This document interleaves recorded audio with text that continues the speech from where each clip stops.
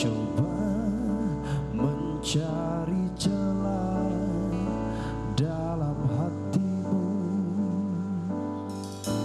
Aku tahu ku takkan bisa menjadi seperti yang engkau minta,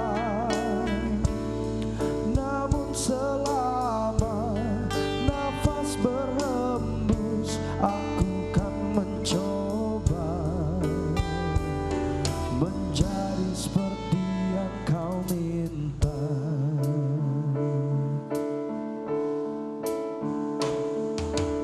Ampuni aku yang telah memasuki kehidupan kalian, mencoba mencari celah dalam hatimu.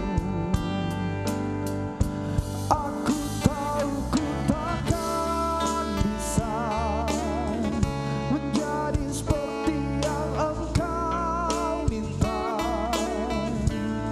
namun selama nafas berhembus aku kan mencoba. Aku tahu dia yang bisa menjadi seperti yang engkau minta, namun selama aku bernyawa aku kan mencoba menjadi seperti yang kau minta.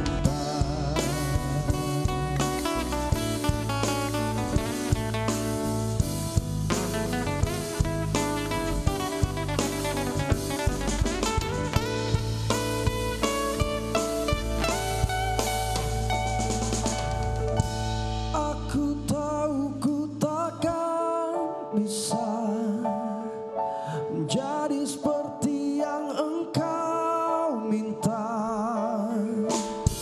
namun selama nafas berhembus aku kan mencoba.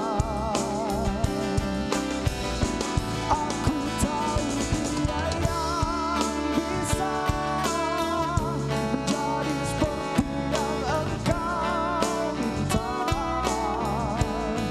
namun selama aku bernyawa aku kan mencoba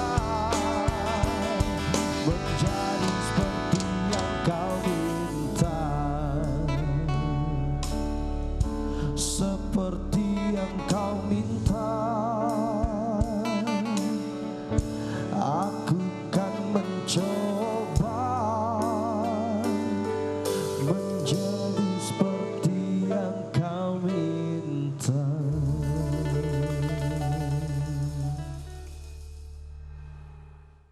Terima kasih pemirsa masih setia menyaksikan kami di Cakrawala Pagi Spesial Ramadan. Dan spesial di Cakrawala untuk episode hari ini, kami akan berbincang-bincang dengan para orang tua dan juga anaknya yang mengidap cerebral palsy. Nah, apakah itu? Bagaimanakah penyebabnya? Bagaimana penanganannya? Bagaimana pula nanti di hari Lebaran yang biasanya liburan bersama dengan anggota keluarga? Nah, apakah ada penanganan tersendiri ketika berlibur bersama anak-anak yang mengidap cerebral palsy ini? Nah, untuk itu di sebelah Niza sudah ada Ibu Sari Krisnawati bersama dengan Bilal. Apa kabar hari ini? Baik. Baik ya. Terus juga ada Ibu Nur Cahya. Ini dan juga Gema ya Ibu ya anaknya ya. Gema Fikriansyah. Apa kabar Mas Gema hari ini? Alhamdulillah. Baik, alhamdulillah. Baiklah, kalau kita berbicara tentang cerebral palsy. Ini kalau berdasarkan pengalaman pribadi saya karena sepupu saya juga mengalami cerebral palsy ini, namun sampai umur 16 tahun saja. Ini apakah memang selalu bawaan dari lahir? Ya, beberapa kondisi berbeda-beda setiap anak cerebral palsy. Ada yang memang bawaan lahir dari proses kehamilan ibu atau pasca prenatal itu proses lahirnya, atau terpicu keluar setelah lahir. seperti itu, berbagai Oh macam. gitu. Oke, Bisa. kalau dari Ibu Nur Cahaya gimana? Kalau Mas Gema ini?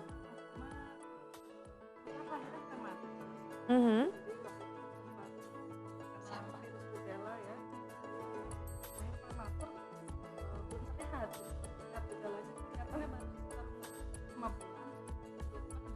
Oke. Dan umur waktunya miring, waktunya ngoceh-ngoceh itu sekitar 3 bulan itu blank semua. Jadi dia Skip semua ya itu ya. sampai usia sekitar 3 atau 4 tahun itu baru mulai sekolah. Dengan jelas 17 tahun yang lalu belum ngetren jenis kelainan seperti ini gitu. Jadi kita cari itu juga sulit banget. Penanganannya juga mau kemana juga belum susah. familiar kali. Belum familiar. Jangan ngetren deh. Jangan familiar. jangan jadi tren ini. Jangan dijadikan sebuah tren. Iya. Oke, kalau dari Ibu Sari, ini kan anak keempat, Keempat empat saya. apa ketiga? Keempat. Padahal anak pertama sampai ketiga pun Alhamdulillah sehat. sehat normal, ya Ibu Normal, ya. dengan Ini berarti prestasi. dengan kalau kata dokter apa nih yang menyebabkan cerebral palsy-nya Bilal? Kalau Bilal kondisinya mungkin saya lebih warning ke yang lainnya. Jadi saya hamil usia 40. Oke, baik. Kemudian sempat jatuh. Waktu itu saya anggap karena jatuh kepleset biasa, tidak ada pendarahan, jadi saya tenang-tenang saja. Oke. Ternyata keesokan harinya baru pendarahan terjadi. Dari rumah sakit, plasenta sudah kondisi sobek ke bawah. Nah, ada 2 pertimbangan dari dokter. Dokter yang jaga menyarankan untuk lahir prematur, namun dari dokter sendiri yang bisa kontrol dipertahankan karena belum kuat, janinnya belum masih 2,450. Sehingga diteruskan, ternyata lahir dengan gak ada kontraksi. Ketuban sudah hijau.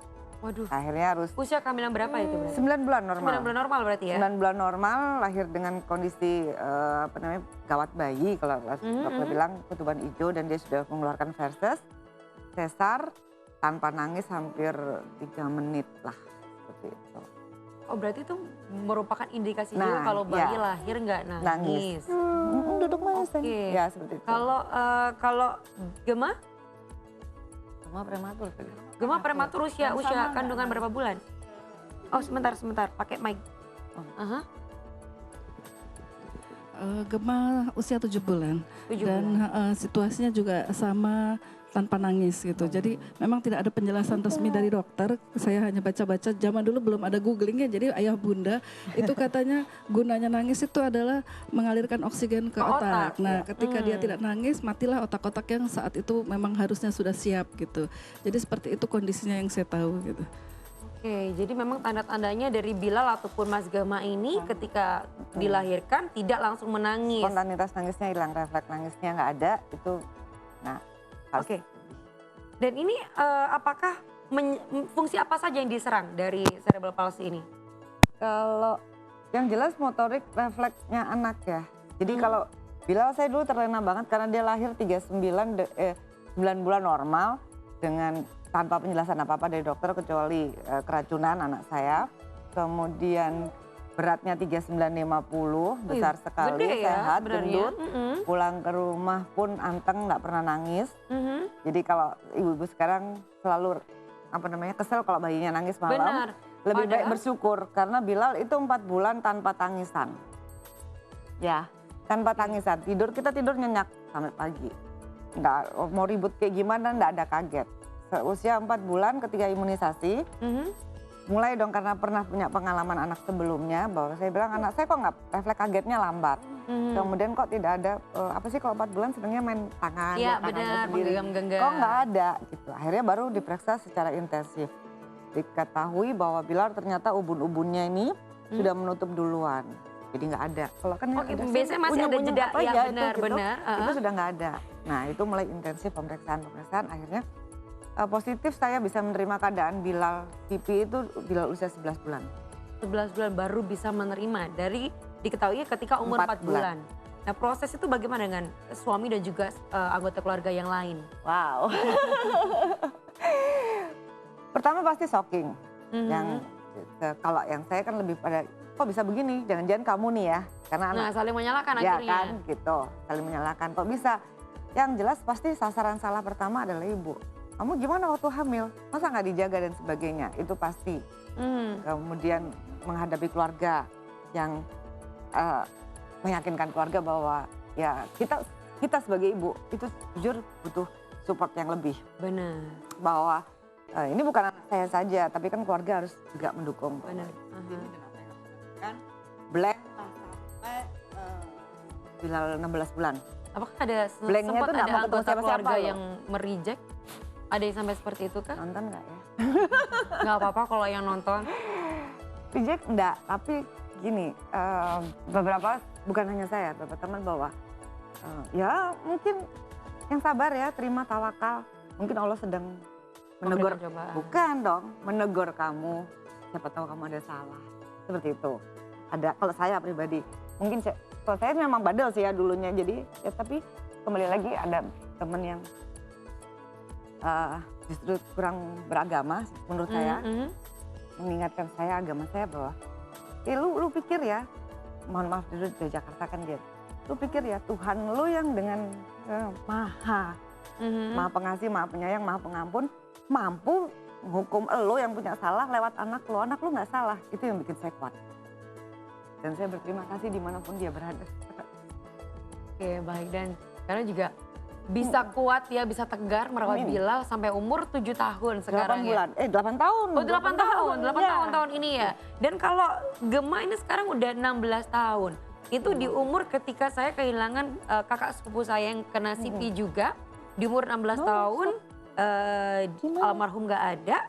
Karena juga ada komplikasi. Nah ini berdasarkan apa ya, kalau kata dokter ketika itu pun memang CP ini rentan juga dengan komplikasi-komplikasi. Nah bagaimana bisa sampai 16 tahun bisa berprestasi juga?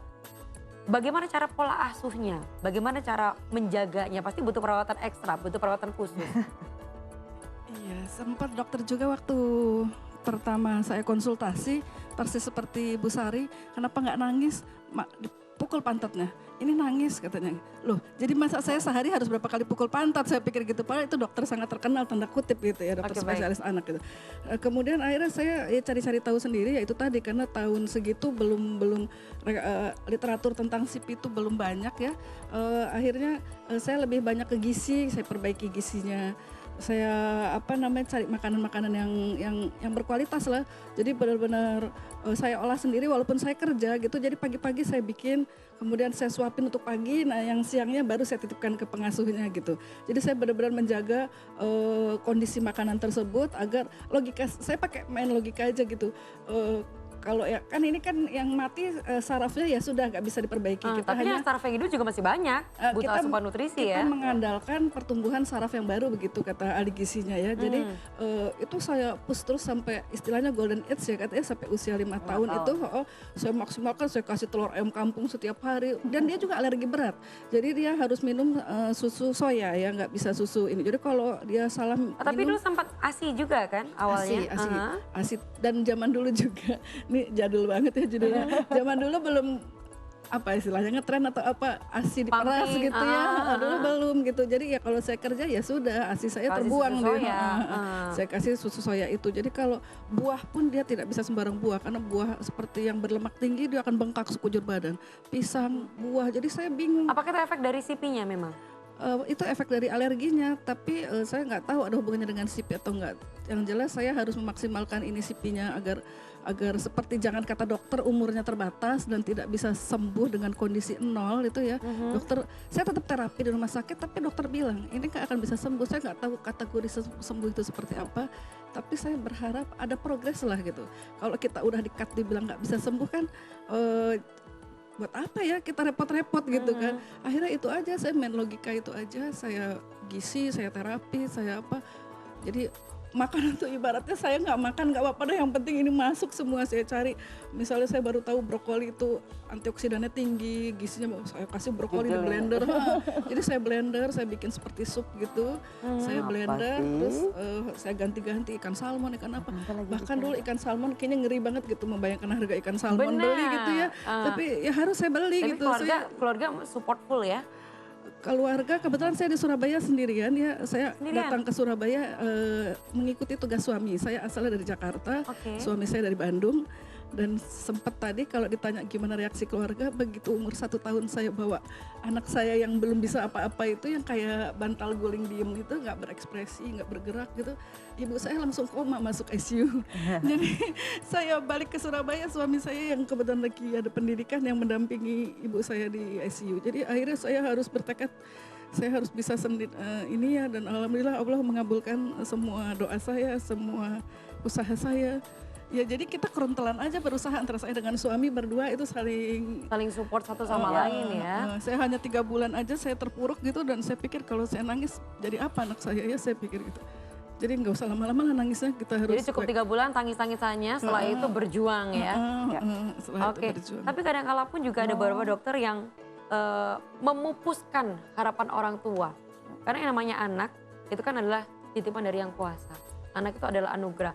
Karena sekarang kalau zaman sekarang udah canggih ya, bisa tes genetik walaupun si anak itu masih di dalam kandungan. Ketika diprediksi, divonis, wah anak ini CP mending digugurkan saja. Ada beberapa dokter yang seperti itu. Nah, kalau misal nih bisa diulang kembali, kemudian ikut tes genetik seperti itu, kemudian diketahui CP, apakah masih akan meneruskan? Apakah memilih untuk dijatuhkan atau digugurkan? Mungkin bisa dijawab setelah pariwara berikut ini. Untuk Anda pemirsa, obrolan tentang cerebral palsy ini juga masih akan berlanjut di segmen selanjutnya. Jadi tetap bersama kami di Cakrawala.